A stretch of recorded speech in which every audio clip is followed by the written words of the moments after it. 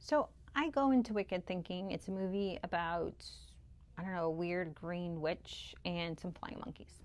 That was really kind of my understanding of Wicked going into it. But now, having seen Wicked Part 1 and Wicked for Good, I kind of understand that the story has a lot of depth, a lot of layers. And as a therapist, it's very important for me to kind of take a step back and really think about the themes that are happening in the movie. And for me, it's very interesting to see kind of the character arcs that each character goes through. I think there's a lot of common threads between a lot of them, but they obviously make very different decisions that lead to very different outcomes for each of them.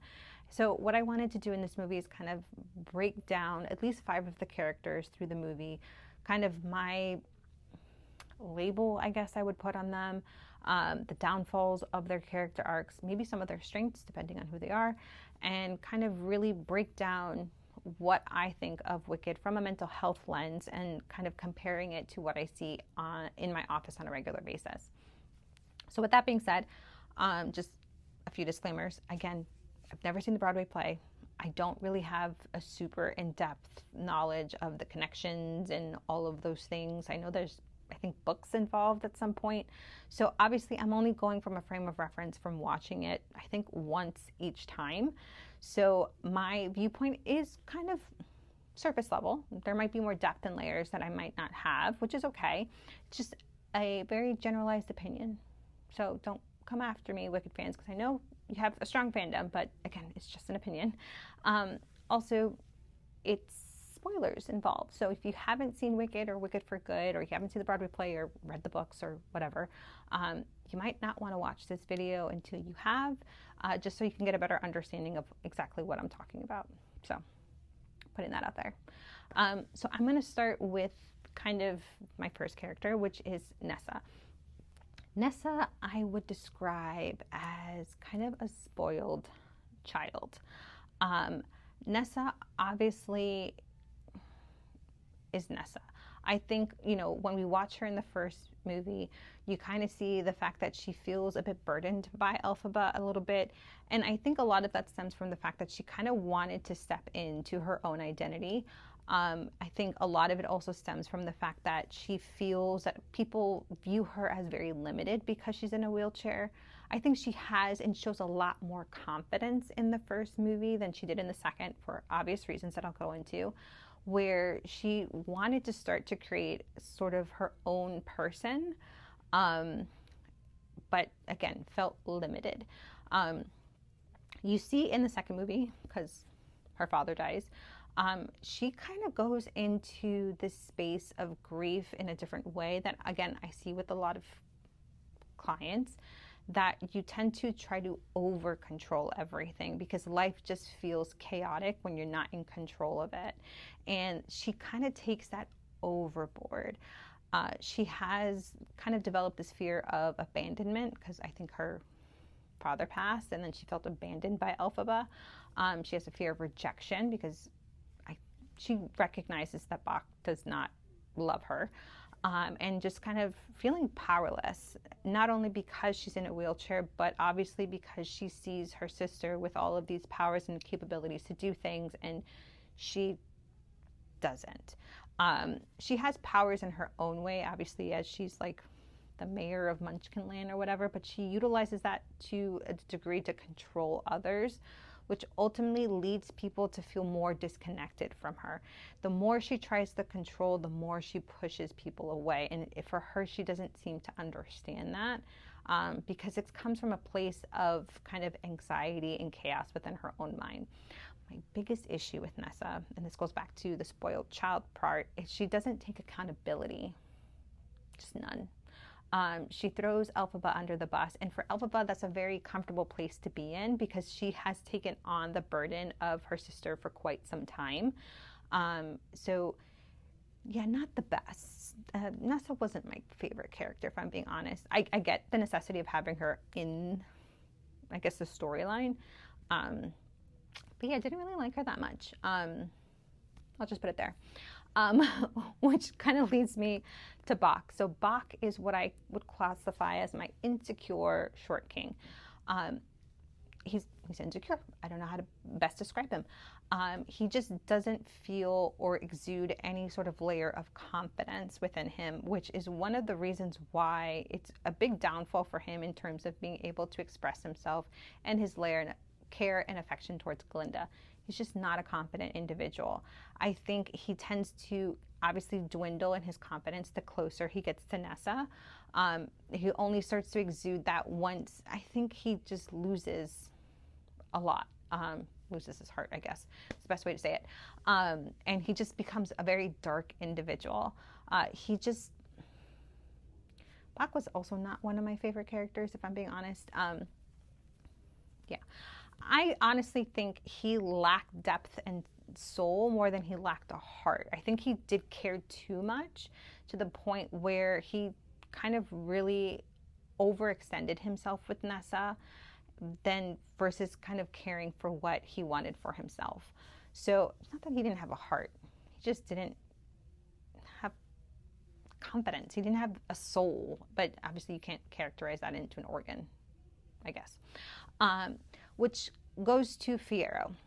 Fiyero is a avoider. He avoids like a lot. He doesn't care for responsibility. This is more the first movie.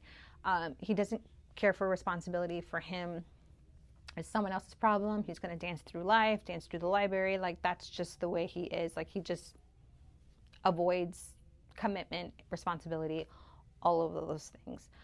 He also does not have a purpose for the first movie. And I think that's really what attracts him to Elphaba, is that he sees someone who has kind of, well, integrity. He sees someone that has a purpose, someone who has kind of a mission, and just is different than him. He's just intrigued by it, I guess. So he tends to avoid a lot. He tends to just kind of go with life as it is. He's going with the fact that he's gonna like marry Glinda. Like, my man was standing at the altar. Like, he just avoids a lot until it gets to a place where you can't do that anymore. Like, for him, his character arc was recognizing that he had to step up for something, and that required him to step into a purpose, step into something. And I think that's because he recognized that if he did not do that, he would have lost Elphaba at the end. So for him, he had in my opinion, not a bigger character arc, but obviously in comparison to Nessa and Bach, he had more of a character development than those two, because he actually stepped into what his path was supposed to lead him to do. Now, again, don't really understand the loss of a brain, because I think he's smart, but again, he just doesn't he has no purpose. Like, but again, you can't characterize that into an organ. So sure, loss of brain, whatever. Then that gets into Glinda. Glinda, the girl in the bubble, super cute, people pleaser. That's what she is. She cannot feel confident in who she is, and the fact that who she is might not necessarily be who people put her to be. She is willing to just kind of allow someone to create who she is, seeking that external validation without validating herself. She puts herself in this bubble, fearing that if she does anything that steps out of line, the bubble will pop. And for me, I think Glinda is the one that loses kind of the most. Well, Nessa dies, but you know what I mean. Like, she loses a lot. She loses kind of her identity a bit, you know, because now she has to kind of figure out who she is. She does step into that towards the end of the movie with her confidence, acknowledging that she can create her own path. And for her, she could only do that once everything else is gone. Like, she has nothing else to lose at this point. So kind of why not? Which, again, not great. I mean, she gets there, but at what cost at the end of the day? So great, I guess. I don't know. It worked for her, but she lost her friend. She lost, I guess, her pseudo husband, fiance sort of situation, but she never really had him. Like, she loses a lot. Let's just put it that way. And the point is that, like, when you people please to the depths that she did, you lose a part of yourself and who you are, and you lose kind of like what makes you you, because you're so worried about everyone else. And that's something I see all the time. because people want to be liked. People want that validation from other people, which is great. But when you make that your whole identity, you don't have anything at the end of the day, which is kind of what she represents and why she changes towards the end, because she had nothing. Like, she lost it all. So, yeah. Which brings me to Elphaba. Now, Elphaba is obviously the protagonist of the movie. She is, like, she stands up for what's right and what's fair, which is great.